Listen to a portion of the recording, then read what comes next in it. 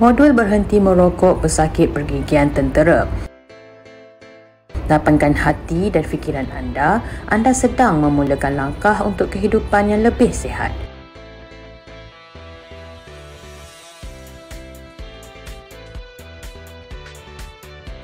Dalam bahagian ini, anda akan mengetahui definisi merokok dan perokok pasif, bahan di dalam merokok serta mitos dan realiti berkenaan merokok. Merokok adalah tindakan atau tabiat menyedut dan menghembuskan asap, rokok, vape, shisha, ceruk atau pipe. Menyedut asap rokok orang lain dikenali sebagai perokok pasif.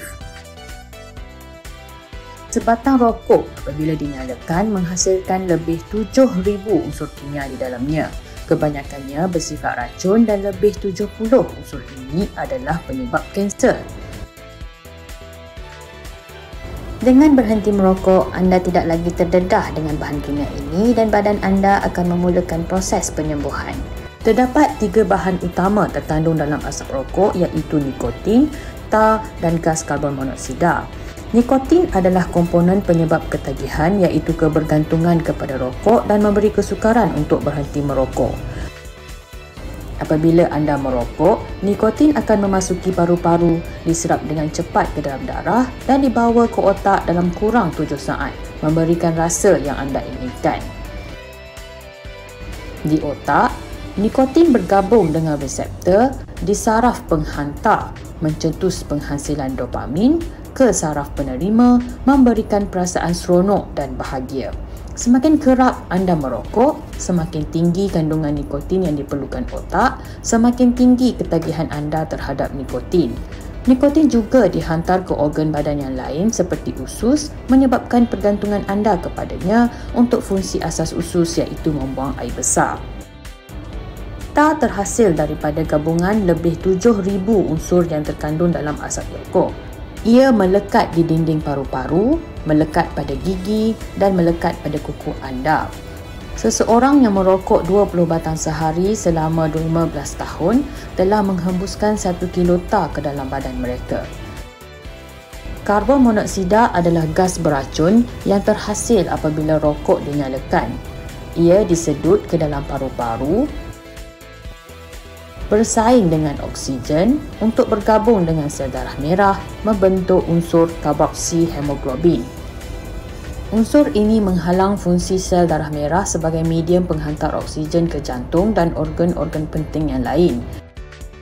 Ini menyebabkan jantung perlu berdegup dengan lebih cepat untuk membekalkan oksigen ke seluruh badan. Ini adalah mitos dan realiti berkaitan merokok. Terdapat beberapa mitos berkaitan merokok. Ramai perokok percaya rokok menenangkan diri mereka.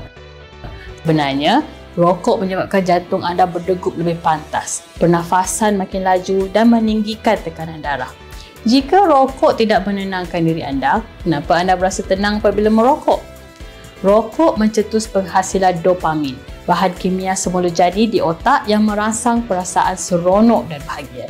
Perasaan ini terhasil dengan beberapa sedutan namun hanya bertahan untuk beberapa ketika.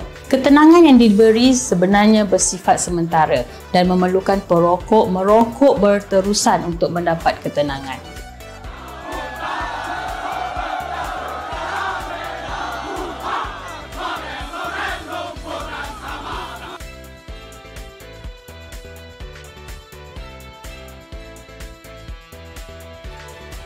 Nikotin mengurangkan selera makan dan meninggikan sedikit metabolisme badan, namun memberi bebanan yang lebih kepada jantung dan paru-paru anda.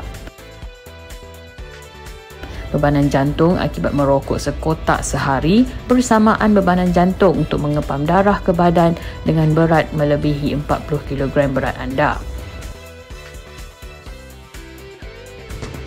Nikotin bertindak seperti dadah perangsang yang lain, boleh meningkatkan daya fokus sementara, namun ia mengganggu fungsi otak untuk menangani permasalahan harian biasa dengan berkesan malah menyebabkan kebergantungan kepadanya. Nikotin mencetuskan penghasilan adrenalin, iaitu bahan kimia semula jadi di kelenjar adrenal yang menyebabkan badan bertindak cergas. Namun, tekanan darah akan meningkat, jantung dan paru-paru bekerja dengan lebih kuat untuk membekalkan oksigen ke seluruh badan.